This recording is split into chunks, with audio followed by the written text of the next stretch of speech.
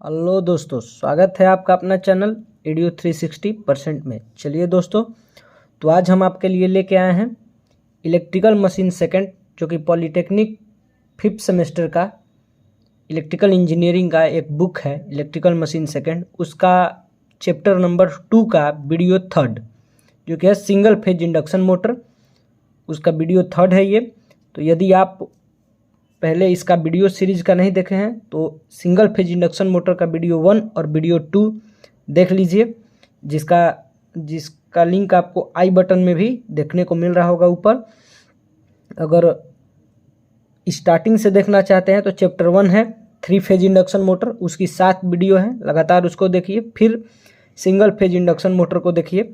तो चलिए दोस्तों, बिना देर किए आते हैं अपने टॉपिक्स पे।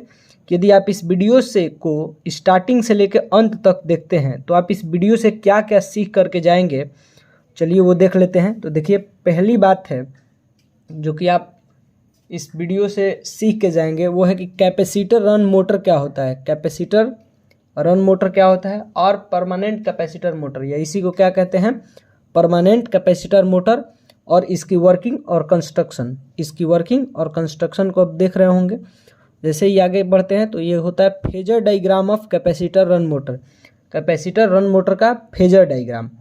फिर आगे देखेंगे कि application of capacitor run motor, तो कैपेसिटर रन मोटर की एप्लीकेशन को हम देखेंगे। फिर देखेंगे क्या कारण है कि कैपेसिटर रन मोटर के कंपैरिजन में कैपेसिटर स्टार्ट का स्टार्टिंग टार्क बेहतर होता है। आगे हम लोग देख रहे होंगे कि क्या कारण है कि कैपेसिटर रन मोटर के कंपैरिजन में कैपेसिटर स्टार्ट मोटर का स्टार्टिंग टार्क अच्छा होता है। आगे हम लोग देखेंगे कि capacitor start capacitor run motor and construction and working. देखेंगे कि कैपेसिटर स्टार्ट और कैपेसिटर रन मोटर क्या होता है, इसकी कंस्ट्रक्शन क्या होती है, इसकी वर्किंग क्या होती है। आगे देखिए, अब इस capacitor start capacitor run motor का फेजर डायग्राम को देखेंगे।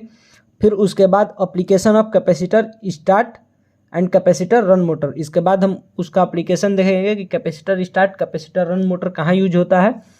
आगे हम लोग पढ़ेंगे कि shaded pole motor and working and construction. इसके बाद हम देखेंगे कि शेडेड पोल मोटर क्या होती है, शेडेड पोल मोटर की वर्किंग कैसी होती है, शेडेड पोल मोटर का कंस्ट्रक्शन कैसा होता है। इसके बाद phasor of shaded pole motor देखेंगे, आगे शेडेड पोल मोटर देखेंगे, इसके बाद कुछ इंपॉर्टेंट पॉइंट्स देखेंगे। तो इस तरह ये हमारी वीडियो क्या हो जाएगी, ख़त्म हो जाएगी। यदि आपको इस वीडियो का PDF चाहिए तो एक हमारा चैनल है EDU इलेक्ट्रिकल 5th सेम, जो कि आपको दिखाई दे रहा होगा स्क्रीन पे, तो सर्च करके इसके थ्रू भी ज्वाइन कर सकते हैं। वैसे बेसिकली हम इसका जो टेलीग्राम चैनल का लिंक है उसको डिस्क्रिप्शन में डाल देंगे। और यदि दोस्तों आप हमारे चैनल पर नए हैं तो चैनल को सब्सक्राइब कीजिए, वीडियो पसंद आए तो लाइक कीजिए और इसको अपने दोस्तों में शेयर कीजिए ताकि उनका भी हेल्प हो पाए। तो चलिए दोस्तों, आते हैं अपने डायरेक्ट टॉपिक पे। देखिए दोस्तों, तो ये है हमारा कैपेसिटर रन मोटर, और कैपेसिटर रन मोटर का ही दूसरा नाम क्या है, permanent capacitor motor. Capacitor run motor का ही दूसरा नाम क्या है, परमानेंट कैपेसिटर मोटर। तो देखिए इसका सर्किट डायग्राम कि ये हमारा, हम इसको यहाँ पे सप्लाई वोल्टेज लगाए हैं। तो इसमें 2 प्रकार की वाइंडिंग होती है, एक मेन वाइंडिंग होता है, एक ऑक्सिलरी वाइंडिंग होता है। मेन वाइंडिंग होता है, एक ऑक्सिलरी वाइंडिंग होता है। तो सप्लाई वोल्टेज लगाते हैं तो इसमें करंट आई फ्लो होती है, करंट आई फ्लो होती है, जो कि यहाँ पे एक करंट ऑक्सिलरी वाइंडिंग में चली जाती है और एक करंट मेन वाइंडिंग में चली जाती है। तो मेन वाइंडिंग की करंट को IM से और ऑक्सिलरी वाइंडिंग की करंट को IA से रिप्रेजेंट किए हैं। यहाँ पे हम क्या किए हैं, एक रोटर लगाए हुए हैं, और यहाँ पे ऑक्सिलरी वाइंडिंग के सीरीज में एक पेपर कैपेसिटर लगा हुआ है, ऑक्सिलरी वाइंडिंग के सीरीज में एक पेपर कैपेसिटर लगा हुआ है। इसका भी कंस्ट्रक्शन 2 पार्ट से मिलकर बना हुआ है। एक इस मुख्य रूप से 2 प्रकार की होती हैं इसमें वाइंडिंग, एक मेन वाइंडिंग और एक ऑक्सिलरी वाइंडिंग। तो हम यह चाहते हैं कि मेन वाइंडिंग की एकदम सेम टू सेम वही कैपेसिटर स्टार्ट मोटर की तरह इसका भी कंस्ट्रक्शन होगा, बहुत सारी बातें उसी की तरह होगी। तो यदि आप वीडियो नंबर 2 नहीं देखे हुए हैं तो वीडियो नंबर 2 और 1 को देख के आइए, तो आगे की वीडियो क्लियरली समझ में आएगी। तो चलिए दोस्तों, स्टार्ट करते हैं। कंस्ट्रक्शन एंड वर्किंग, कंस्ट्रक्शन और वर्किंग क्या होता है। तो कैपेसिटर रन मोटर में भी मुख्य रूप से 2 प्रकार की वाइंडिंग होती है। कैपेसिटर रन मोटर में भी मुख्य रूप से कितने प्रकार की वाइंडिंग होती है? 2 प्रकार की वाइंडिंग होती है, मेन वाइंडिंग और ऑक्सिलरी वाइंडिंग। मेन वाइंडिंग और ऑक्सिलरी वाइंडिंग। तो देखिए, मेन वाइंडिंग को थिक वायर तथा अधिक टर्न का बनाते हैं। मेन वाइंडिंग को मोटे तार तथा अधिक टर्न का बनाते हैं, जिससे इसका नेचर हाईली इंडक्टिव लो रेजिस्टिव होता है। जिससे इसका नेचर क्या होता है? हाईली इंडक्टिव और लो रेजिस्टिव होता है। जबकि ऑक्सिलरी वाइंडिंग को थीन वायर तथा कम टर्न का बनाते हैं, क्योंकि जो हमारा ऑक्सिलरी वाइंडिंग होता है उसको पतले तार तथा कम टर्न दे करके बनाते हैं, जिससे इसका नेचर हाईली रेजिस्टिव और लो इंडक्टिव होता है। जिससे इसका नेचर कैसा होता है? हाईली इंडक्टिव और लो रेजिस्टिव होता है। और इसी ऑक्सिलरी वाइंडिंग के साथ एक पेपर या फॉइल कैपेसिटर कनेक्ट करते हैं। इसी ऑक्सिलरी वाइंडिंग के साथ क्या करते हैं? एक पेपर या फॉइल कैपेसिटर कनेक्ट करते हैं, जो लॉन्ग टाइम पीरियड के लिए लगा होता है। जो लॉन्ग टाइम पीरियड के लिए दोस्तों लगा होता है। जबकि कैपेसिटर स्टार्ट मोटर में एक इलेक्ट्रोलिटिक कैपेसिटर लगा होता है, जो शॉर्ट टाइम पीरियड के लिए लगा होता है। पिछले वीडियो में आपको बताया गया है। चलिए आगे देखते हैं। देखिए दोस्तों, ऑक्सिलरी वाइंडिंग के साथ कैपेसिटर कनेक्ट कर देने से, ऑक्सिलरी वाइंडिंग के साथ हम कैपेसिटर कनेक्ट करते हैं तो उससे क्या होता है? ऑक्सिलरी वाइंडिंग के साथ कैपेसिटर कनेक्ट कर देने से ऑक्सिलरी वाइंडिंग की करंट IA मेन वाइंडिंग की करंट IM से लगभग 90 डिग्री लीड करने लगती है। ऑक्सिलरी वाइंडिंग की करंट मेन वाइंडिंग की करंट से लगभग 90 डिग्री लीड करने लगती है जब हम कैपेसिटर को जोड़ देते हैं, तो जिससे रोटर रोटेट करने लगता है। जिससे हमारा रोटर क्या होता है दोस्तों? रोटेट करने लगता है।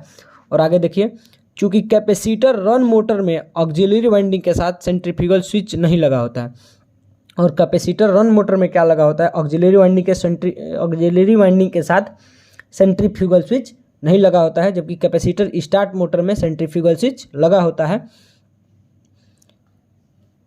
अतः ऑक्सिलरी वाइंडिंग कभी भी मेन वाइंडिंग से अलग नहीं होती है। जो सेंट्रीफ्यूगल स्विच नहीं लगा है, इसका मतलब कि ऑक्सिलरी वाइंडिंग कभी भी मेन वाइंडिंग से अलग नहीं होगी कैपेसिटर रन मोटर में या परमानेंट कैपेसिटर मोटर में। यह दोनों वाइंडिंग स्टार्टिंग से एंड तक वर्क करती रहती है। और यह दोनों वाइंडिंग जो होता है, ऑक्सिलरी वाइंडिंग या मेन वाइंडिंग, यह स्टार्टिंग से लेकर एंड तक क्या करती रहती है? वर्क करती रहती है। चलिए दोस्तों, अब देखेंगे इसका फेजर डायग्राम।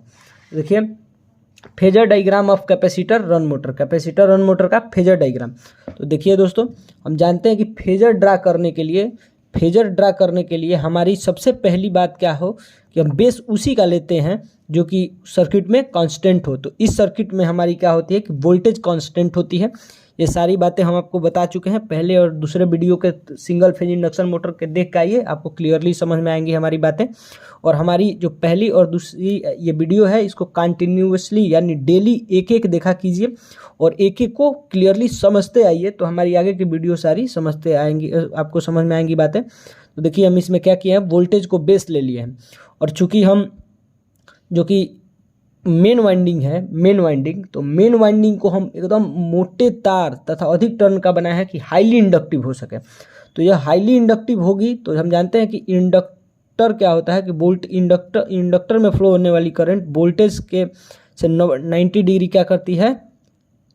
लैग करती है, 90 डिग्री लैग करती है। लेकिन ये प्योर इंडक्टर नहीं है, उसमें कुछ रेजिस्टेंस भी है, इसलिए वो 90 ना होके कुछ इधर इसको खींचे हैं। जबकि हमारी ऑक्सिलरी वाइंडिंग है, ये क्या होती है कि प्योर क्या हुई है कि प्योर रेजिस्टिव नहीं है, कुछ रेजिस्टिव मतलब प्योर रेजिस्टिव नहीं है। लेकिन हम कैपेसिटर इसमें ऐड कर देने के कारण क्या हुआ है, कैपेसिटर ऐड करने के कारण इससे लगभग 90 डिग्री यानी कि 75 से 80 डिग्री क्या करती है? इससे लीड कर जाती है 75 से 80 डिग्री। तो आगे देखिए क्या होता है, 75 से 80 डिग्री लीड कर जाती है, जिससे कि IA तथा IM का रिजल्टिंग जो करंट आती है I, वो क्या करती है? वोल्टेज से कुछ एंगल हमेशा लैग करती है। तो देखिए, कैपेसिटर रन मोटर में सेंट्रीफ्यूगल स्विच नहीं लगा होता है। पहला है कि कैपेसिटर रन मोटर में क्या नहीं लगा होता है दोस्तों? Centrifugal switch. दूसरा, कैपेसिटर रन मोटर में पेपर या फॉइल कैपेसिटर लगा होता है। कैपेसिटर रन मोटर में पेपर या फॉइल कैपेसिटर लगा होता है, जिसका मान पर किलोवाट के लिए 25 माइक्रोफैराड होता है। कैपेसिटर रन मोटर में पेपर या फॉइल कैपेसिटर लगा होता है, जिसका मान पर किलोवाट के लिए कितना होता है, 25 माइक्रोफैराड होता है। और देखिए दोस्तों, application of capacitor run motor, तो देखिए इसका एप्लीकेशन है सीलिंग फैन। सीलिंग फैन में क्या होता है, एक कैपेसिटर लगा होता है जो शुरू से लेकर अंत तक उस मोटर में कनेक्टेड होता है, इसलिए application of capacitor run motor या परमानेंट कैपेसिटर मोटर का क्या है, सीलिंग फैन। जो आपके घर में पंखा लगा हुआ है दीवार से ऊपर छत से लगा हुआ है, उसे सीलिंग फैन कहते हैं।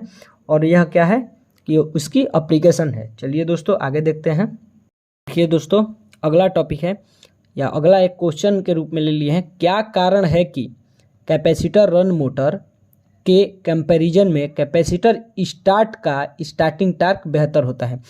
पूछ रहा है कि क्या कारण है कि जो कैपेसिटर स्टार्ट मोटर होता है उसकी स्टार्टिंग टार्क अधिक होती है और कैपेसिटर रन मोटर की स्टार्टिंग टार्क कम होती है। कैपेसिटर रन मोटर की स्टार्टिंग टार्क कम होती है और कैपेसिटर स्टार्ट मोटर की स्टार्टिंग टार्क बेहतर होती है। क्या कारण है, तो देखिए कैपेसिटर रन मोटर में लगने वाला पेपर कैपेसिटर की कंपैरिजन में कैपेसिटर स्टार्ट मोटर में लगने वाला इलेक्ट्रोलाइटिक कैपेसिटर का वैल्यू ज़्यादा होता है। कह रहा है कि जो कैपेसिटर स्टार्ट मोटर में कैपेसिटर लगा होता है वो इलेक्ट्रोलाइटिक कैपेसिटर लगा होता है, लेकिन जो कैपेसिटर रन मोटर में कैपेसिटर लगा होता है वो पेपर या फॉइल कैपेसिटर लगा होता है। तो जो कैपेसिटर स्टार्ट मोटर में कैपेसिटर लगा होता है वो उसकी वैल्यू क्या होती है, बहुत ज़्यादा होती है, यानी ये हाई पावर का होता है। और जो कैपेसिटर रन मोटर में जो लगा होता है फॉइल कैपेसिटर, उसकी वैल्यू बहुत कम होती है, यानी कि वह कम पावर की होती है। यही कारण है कि कैपेसिटर स्टार्ट मोटर का starting torque capacitor run motor के कंपैरिजन में अच्छा प्राप्त होता है। और कह रहा है कि यही कारण है जो कैपेसिटर स्टार्ट मोटर का स्टार्टिंग टार्क होता है वो कैपेसिटर रन मोटर के स्टार्टिंग टार्क के कंपैरिजन में बहुत ज़्यादा होता है। तो देखिए दोस्तों, जो कैपेसिटर स्टार्ट मोटर में कैपेसिटर लगा होता है वो इलेक्ट्रोलाइट कैपेसिटर लगा होता है। जो इलेक्ट्रोलाइटिक कैपेसिटर लगा होता है, इस कैपेसिटर का 1 किलोवाट के लिए 250 माइक्रोफैराड का कैपेसिटर लगाते हैं, इलेक्ट्रोलाइटिक कैपेसिटर लगाते हैं। जबकि जो कैपेसिटर रन मोटर में कैपेसिटर लगा होता है वो पेपर कैपेसिटर लगा होता है, वो पेपर कैपेसिटर लगा होता है जो 1 किलोवाट के लिए 25 माइक्रोफैराड का हम लोग कैपेसिटर लगाते हैं। और हम लोग जानते हैं दोस्तों कि कैपेसिटिव रिएक्टेंस का वैल्यू होता है 1/2 पाई FC, 1/2 पाई FC। यहाँ से हमारी क्या होती है कि कैपेसिटेंस का वैल्यू बढ़ने से यहाँ से हमें ये मिल जाता है कि XC क्या होती है, कैपेसिटिव रिएक्टेंस इन्वर्सली प्रोपोर्शनल होती है कैपेसिटेंस का। इन्वर्सली प्रोपोर्शनल होता है किसका दोस्तों, कैपेसिटेंस का। तो देखिए एक हमारे पास दो है, कैपेसिटर स्टार्ट मोटर और कैपेसिटर रन मोटर में लगने वाला कैपेसिटर। कैपेसिटर स्टार्ट मोटर में इलेक्ट्रोलाइटिक कैपेसिटर, तो इसका इलेक्ट्रोलाइटिक कैपेसिटर का कैपेसिटेंस हम देख रहे हैं कि बहुत ज़्यादा होता है, जिससे हमारी इंडक्टिव कैपेसिटिव रिएक्टेंस क्या होती है, कम होती है। और कैपेसिटिव रिएक्टेंस कम होने से हमारी करंट क्या हो जाती है, बढ़ जाती है। और करंट बढ़ जाती है तो हमारा F = NBIL sin थीटा के थ्रू जब करंट बढ़ जाता है तो फोर्स बढ़ जाता है, और फोर्स बढ़ जाता है तो टॉर्क बढ़ जाता है। यही कारण है कि इसकी स्टार्टिंग टॉर्क अच्छी होती है।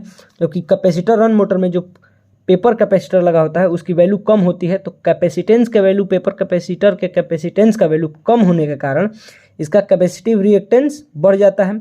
और कैपेसिटिव रिएक्टेंस के बढ़ जाने के कारण इसमें फ्लो होने वाली करंट कम हो जाती है, और करंट कम हो जाने के कारण F = NBIL sin थीटा के अकॉर्डिंग जब करंट कम तो फोर्स भी कम, और फोर्स भी कम तो टॉर्क भी कम। यही कारण है दोस्तों कि कैपेसिटर स्टार्ट मोटर का स्टार्टिंग टॉर्क बेहतर होता है और कैपेसिटर रन मोटर का स्टार्टिंग टॉर्क बहुत ही खराब होता है। चलिए दोस्तों, जो अगला मोटर पढ़ेंगे हम वो पढ़ेंगे capacitor start and capacitor run motor. तो देखिए हम दूसरे वीडियो में पढ़े थे कैपेसिटर स्टार्ट मोटर, इस वीडियो में पढ़ रहे हैं कैपेसिटर रन मोटर, और इसी वीडियो में पढ़ेंगे दोनों मोटर को मिला के capacitor start capacitor run motor.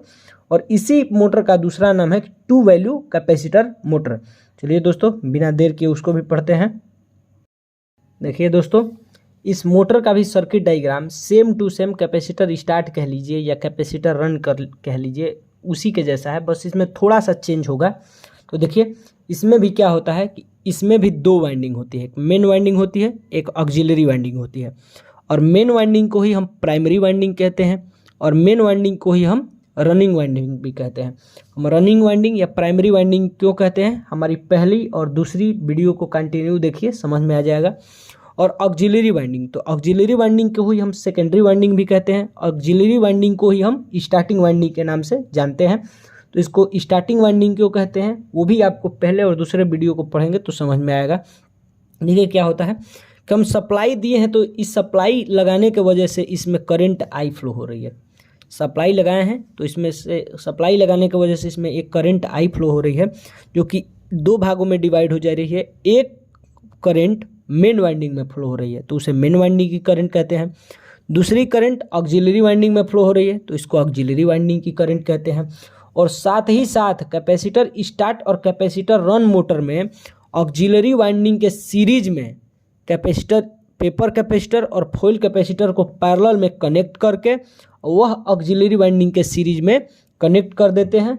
और इस इलेक्ट्रोलिटिक कैपेसिटर के सीरीज में ही एक सेंट्रीफ्यूगल स्विच लगा होता है, जो कि क्या होता है, सेंट्रीफ्यूगल स्विच लगा होता है जो ओपन हो जाता है। और ओपन हो जाने के केस में भी जब ये 75 से 80% रेटेड स्पीड का वोल्टेज प्राप्त होता है, तो ये क्या होता है, ओपन हो जाता है और सारी करंट इस तरह हमारी पेपर कैपेसिटर से फ्लो होती रहती है। यानी कि केवल उस केस में इलेक्ट्रोलिटिक कैपेसिटर अलग होता है, न कि ऑक्सिलरी वाइंडिंग अलग होती है। तो चलिए दोस्तों इसको हम पढ़ते हैं। देखिए दोस्तों, तो कंस्ट्रक्शन एंड वर्किंग, इसकी कंस्ट्रक्शन और वर्किंग क्या है। तो इस मोटर में दो वाइंडिंग होता है, सेम टू सेम। इतनी तो बातें सारे मोटर में अभी तक जो पढ़े हैं सेम है, मेन, प्राइमरी या रनिंग वाइंडिंग। दूसरी वाइंडिंग होती है ऑक्सिलरी, सेकेंडरी या स्टार्टिंग वाइंडिंग। मेन वाइंडिंग को मोटे तार तथा अधिक टर्न देकर बनाते हैं ताकि यह हाईली इंडक्टिव तथा लो रेजिस्टिव बना रहे, तथा ऑक्सिलरी वाइंडिंग को थिन वायर तथा लेस टर्न देकर बनाते हैं जिससे यह लो इंडक्टिव तथा हाई रेजिस्टिव बना रहे। देखिए, इसके प्राइमरी वाइंडिंग या मेन वाइंडिंग को मोटे तार तथा अधिक टर्न देकर के बनाते हैं ताकि ये हाईली इंडक्टिव और लो रेजिस्टिव बना रहे। लेकिन जब इसकी ऑक्सिलरी वाइंडिंग है, इसको हम पतले तार और कम टर्न का बनाते हैं ताकि इसका जो नेचर है वो हाई, लो इंडक्टिव और हाई रेजिस्टिव बना रहे। ये देखिए, इसी ऑक्सिलरी वाइंडिंग के साथ दो कैपेसिटर CE तथा CP, इसी ऑक्सिलरी वाइंडिंग के साथ दो कैपेसिटर, जो कि एक है इलेक्ट्रोलिटिक कैपेसिटर और एक है पेपर कैपेसिटर, को एक दूसरे के पैरेलल में कनेक्ट करके, यानी दोनों कैपेसिटर को एक दूसरे के पैरेलल में कनेक्ट करके और ऑक्सिलरी वाइंडिंग के सीरीज में कनेक्ट कर देते हैं। अभी आपको ऊपर दिखाएं कि दो कैपेसिटर हैं, इलेक्ट्रोलिटिक कैपेसिटर और पेपर कैपेसिटर। इन दोनों को पैरेलल में कनेक्ट करके और इनके रिजल्टिंग और इनके कॉम्बिनेशन को, यानी संयोजन को, हम ऑक्सिलरी वाइंडिंग के सीरीज में कनेक्ट कर देते हैं। और देखिए दोस्तों, आगे यही होगा कि इस एक कैपेसिटर क्या होते हैं, इलेक्ट्रोलिटिक कैपेसिटर के सीरीज में एक सेंट्रीफ्यूगल स्विच भी लगाते हैं। देखिए दोस्तों, इन दोनों कैपेसिटर में से जो दोनों लगाए हैं, पेपर कैपेसिटर और फॉइल कैपेसिटर, या पेपर कैपेसिटर या फॉइल कैपेसिटर, या दूसरा कैपेसिटर है इलेक्ट्रोलिटिक कैपेसिटर, इन दोनों कैपेसिटर में से इलेक्ट्रोलिटिक कैपेसिटर के सीरीज में सेंट्रीफ्यूगल स्विच लगाते हैं। इन दोनों कैपेसिटर में से जो हमारा इलेक्ट्रोलिटिक कैपेसिटर है उसके सीरीज में क्या लगाते हैं दोस्तों, तो सेंट्रीफ्यूगल स्विच लगाते हैं। जब इस मोटर को AC सप्लाई वोल्टेज कनेक्ट करते हैं, और जब इस मोटर को क्या कनेक्ट करते हैं हम, AC सप्लाई वोल्टेज, तो दोनों वाइंडिंग के द्वारा दो फ्लक्स का निर्माण होता है। तो दोनों वाइंडिंग के द्वारा दोस्तों क्या होता है, दो फ्लक्स का निर्माण होता है। और दोनों वाइंडिंग के नेचर में डिफरेंस होने के कारण, और दोनों वाइंडिंग के नेचर में, गुण में क्या होता है, अंतर होता है।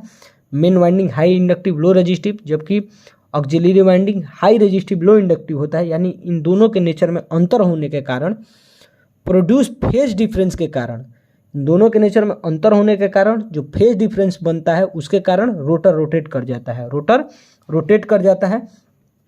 और जैसे ही रोटर अपने रेटेड स्पीड का 75 से 80% स्पीड गेन करता है या प्राप्त करता है, जैसे ही रोटर अपने रेटेड स्पीड का 75 से 80% स्पीड प्राप्त करता है, तो सेंट्रीफ्यूगल स्विच ओपन हो जाता है। तो सेंट्रीफ्यूगल स्विच क्या हो जाता है, खुल जाता है, और जिससे केवल इलेक्ट्रोलिटिक कैपेसिटर सर्किट से अलग हो जाता है। जिससे क्या होता है, केवल इलेक्ट्रोलिटिक कैपेसिटर हमारी क्या हो जाती है, सर्किट से अलग हो जाती करती है और इस कंडीशन में मोटर परमानेंट कैपेसिटर मोटर की भांति वर्क करता है। और इस कंडीशन में क्या करता है कि जो हमारी मोटर होती है वो परमानेंट कैपेसिटर मोटर की तरह वर्क करती है। आगे देखिए, नोट में एक पॉइंट है कि स्टार्टिंग में दोनों कैपेसिटर के वर्क करने के कारण IA और IM के बीच का एंगल 90 से अधिक हो जाता है। और स्टार्टिंग में देखिए दोस्तों क्या होता है कि IA और दोनों मतलब कैपेसिटर में वर्क करेगा। एक इलेक्ट्रोलिटिक कैपेसिटर लगाए हैं वो भी, और एक पेपर कैपेसिटर लगाए हैं वो भी। दोनों कैपेसिटर जब काम करता है तो IA और IM के बीच का एंगल क्या होता है, यानी कि ऑक्सिलरी वाइंडिंग और मेन वाइंडिंग में फ्लो होने वाली करंट का बीच का एंगल 90 से अधिक हो जाता है, जिससे स्टार्टिंग कंडीशन में टार्क का वैल्यू खराब हो जाता है। जिसके स्टार्टिंग कंडीशन में क्या होता है, टार्क का वैल्यू खराब हो जाता है। लेकिन रनिंग कंडीशन में CE के हट जाने से, जो कि स्टार्टिंग में हमारा टार्क खराब हो गया दोनों के वर्क करने के कारण, लेकिन जब रन कर रहा है उस टाइम पे क्या होता है, इलेक्ट्रोलिटिक कैपेसिटर सर्किट से हट गया है। उस केस में क्या होता है कि पुनः टार्क अच्छा हो जाता है। और capacitor start capacitor run motor running condition में कैपेसिटर रन मोटर की तरह काम करती है। यानी कि जो कैपेसिटर स्टार्ट और कैपेसिटर रन मोटर है हमारी, वो रनिंग कंडीशन में कैपेसिटर रन मोटर की तरह वर्क करती है। और देखिए दोस्तों, इनका फेजर डायग्राम देखिए। रनिंग कंडीशन में क्या होती है, हम फेजर डायग्राम में शुरू से पढ़ते आए हैं। आप फेजर डायग्राम को अच्छे से और जानना चाहते हैं तो हमारी पहली वीडियो, दूसरी वीडियो, फिर ये वाली वीडियो देखिए। तो हम फेजर डायग्राम में बेस उसी का मानते हैं जो सर्किट में कांस्टेंट होता है। जो सर्किट में हमारी दोस्तों कांस्टेंट होती है, तो सर्किट में हमारी वोल्टेज कांस्टेंट है। और इंडक्शन, ये मेन वाइंडिंग में फ्लो होने वाली करंट क्या है, चूँकि हाईली इंडक्टिव और लो रेजिस्टिव होने के कारण ये लैगिंग है, लेकिन पूरी लैगिंग 90 डिग्री नहीं है। कुछ रेजिस्टिव होने के कारण ये इधर थोड़ी सी शिफ्ट हो गई है। और सेम वही कि इसमें दो कैपेसिटर लगे होने के कारण इसकी एंगल क्या हो गई है, स्टार्टिंग कंडीशन में 90 से अधिक हो गई है, जिसमें इसकी एंगल जो इसका रिजल्टेंट करंट आया है I, वो ये I है। वही क्या होती है कि जब देखिए, जब तो साइन थीटा का केस में उस तरह साइन थीटा का वैल्यू 90 से जैसे ही अधिक जाता है तो उसकी वैल्यू और कम होने लगती है। उसकी वैल्यू क्या होती है दोस्तों, और कम होने लगती है। इसी बेसिस पे इसको देखते हुए कि क्या कहा गया है, ये हमारी हम है। जबकि यह रनिंग कंडीशन में क्या होती है कि इलेक्ट्रोलिटिक कैपेसिटर हमारी हट गई है, तो IA और IM के बीच का एंगल हो गया 75 से 80 डिग्री सेंटीग्रेड। 80 डिग्री क्या हो गया है दोस्तों, 80 डिग्री। चलिए अब इसके हम एप्लीकेशन को देखते हैं कि इसका एप्लीकेशन जो कैपेसिटर रन और capacitor start capacitor run motor है, वो कहाँ कहाँ यूज होता है। देखिए दोस्तों, तो application of capacitor start capacitor run motor, तो कैपेसिटर स्टार्ट और कैपेसिटर रन मोटर का एप्लीकेशन क्या क्या होता है। तो इस मोटर का यूज ऐसे स्थान पर करते हैं जहां पर मोटर को बार बार ऑन ऑफ करने की आवश्यकता हो। इस मोटर का यूज कहाँ पे करते हैं दोस्तों, तो ऐसे स्थान पे करते हैं जहां पे हमें बार बार ऑन और ऑफ करने की ज़रूरत होती है। जैसे पंपिंग इक्विपमेंट, क्योंकि हमारी जैसे पानी को ऊपर पहुंचाना है तो हम मोटर को ऑन किए, पानी ऊपर पहुंचा, जैसे ही हमारी टंकी फुल हो गई तो हम फिर से मोटर को बंद कर दिए। जैसे हमें फ्रेश वाटर चाहिए, फिर मोटर को ऑन किए, बंद किए, ऑन किए, बंद किए। तो ये यानी पंपिंग इक्विपमेंट में, रेफ्रिजरेशन सिस्टम में और रेफ्रिजरेशन सिस्टम में। चलिए दोस्तों, आगे जो हम पढ़ेंगे शेडेड पोल इंडक्शन मोटर। आगे की जो हम मोटर पढ़ेंगे वो पढ़ेंगे शेडेड पोल इंडक्शन मोटर। देखिए दोस्तों, तो अगला जो हम मोटर पढ़ेंगे शेडेड पोल मोटर। कौन सी मोटर है, शेडेड पोल मोटर। तो देखिए इसमें क्या है कि शेडेड पोल मोटर में मुख्य रूप से हमारी कितनी पार्ट्स होती हैं, तो दो। एक होता है हमारा स्टेटर, दूसरा होता है रोटर। एक हमारा क्या होता है, स्टेटर, और दूसरा होता है रोटर। स्टेटर वह पार्ट जो हमेशा स्थिर रहता है, घूमता नहीं है, और रोटर उस पार्ट को कहते हैं जो घूमता रहता है। तो देखिए इसके स्टेटर के भाग देखते हैं। तो इसके स्टेटर में क्या क्या लगे हुए हैं, तो इसके स्टेटर में एक आयरन का बना हुआ है, यानी लोहे का बना हुआ प्रोजेक्टेड पोल लगा हुआ है। एक नहीं, प्रोजेक्टेड पोल लगे हुए हैं। और इस प्रोजेक्टेड पोल के दो भाग होते हैं, एक होता है पोल कोर, और एक होता है पोल शूज। इस वाले एरिया को पोल शूज कहते हैं और इस वाले एरिया को क्या कहते हैं, पोल कोर कहते हैं। और इसी पोल कोर पे ही देखिए ये जो वाइंडिंग की गई है यह सुपर इनेमल कॉपर की बनी हुई वाइंडिंग की गई है। ये जो वाइंडिंग की गई है वो किसकी वाइंडिंग की गई है? सुपर इनेमल कॉपर की वाइंडिंग की गई है।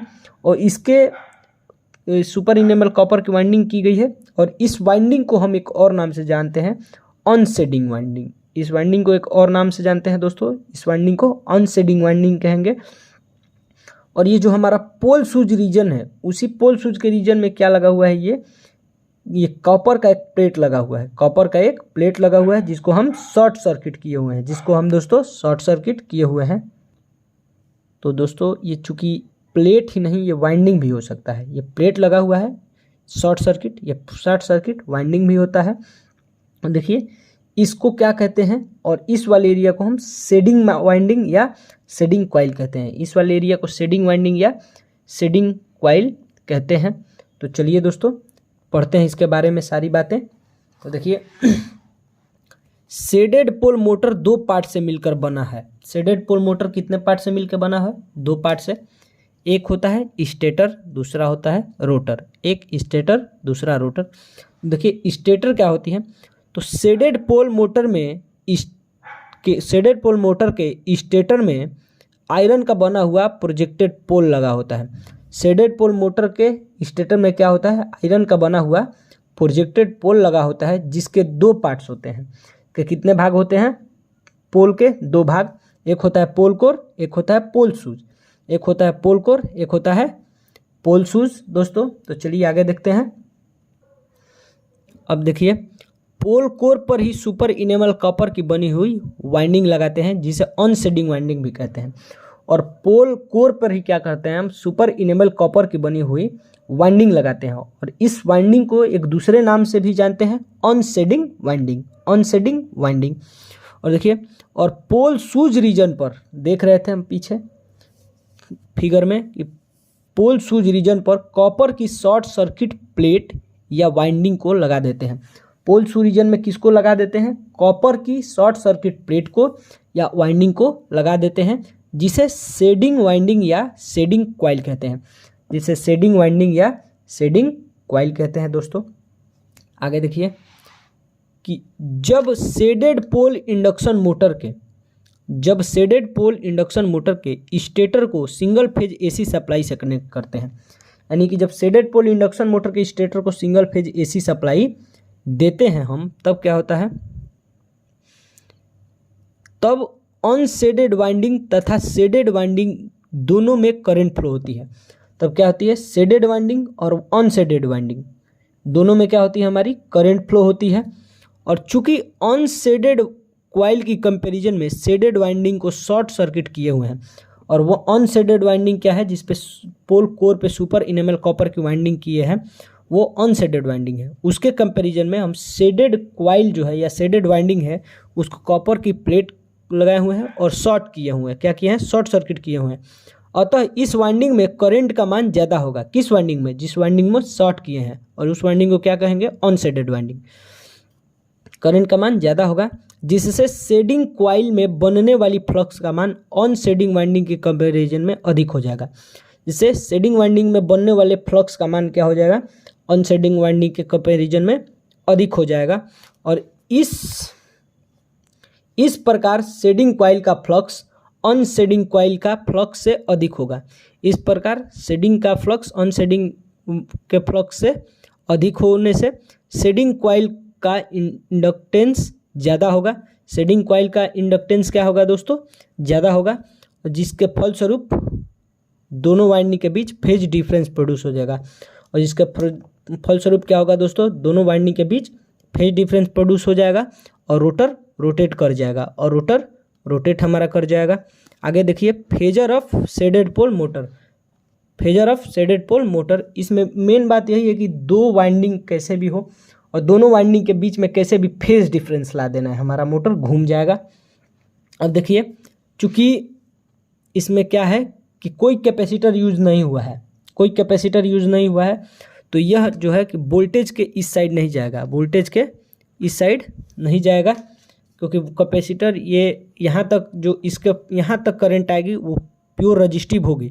इसके ऊपर कोई भी जाएगी उसकी नेचर क्या हो जाएगी? कैपेसिटिव नेचर की होगी, तो ये इसके ऊपर लीड करेगी करंट। बाकी ये क्या होगी कि इंडक्टिव नेचर की होगी। तो इसमें कि शेडिंग कॉइल का इंडक्टेंस हम लोग देख रहे थे क्या था, बहुत ही हाईली था, तो ये ज़्यादा लैग करेगा। और अनशेडिंग वाइंडिंग का इंडक्टेंस कम था, तो ये कम लैग करेगा। और जो इन दोनों के बीच का एंगल होगा वो 25 से 30 डिग्री होगा, वो 25 से 30 डिग्री होगा। और इसके इन दोनों करंट का रिजल्टिंग करंट जो आई है हमारा, वो आई है। अब देखिए दोस्तों, आगे देखते हैं। आगे देखने से पहले एक बात इसमें और जान लेते हैं कि हमारी मोटर की रोटर क्या चाहती है, हमेशा क्लॉकवाइज डायरेक्शन में घूमना चाहती है, हमेशा क्लॉकवाइज डायरेक्शन में घूमना चाहती है। तो इस क्लॉकवाइज डायरेक्शन में घूमने से क्या होगा कि हमारी रोटर हमेशा अनशेडिंग वाइंडिंग से, मतलब कि अनशेडिंग पार्ट से हमेशा शेडेड पार्ट की तरफ घूमनी चाहिए। जो हमारी रोटर होगी इंडक्शन पोल में, जो शेडेड पोल इंडक्शन मोटर है हमारी, इसमें अनशेडिंग पार्ट की फ्लक्स, अनशेडिंग पार्ट की फ्लक्स क्या होगी दोस्तों, ये अनशेडिंग पार्ट की फ्लक्स है। अनशेडिंग पार्ट की फ्लक्स शेडिंग पार्ट की फ्लक्स से हमेशा लीड करेगी।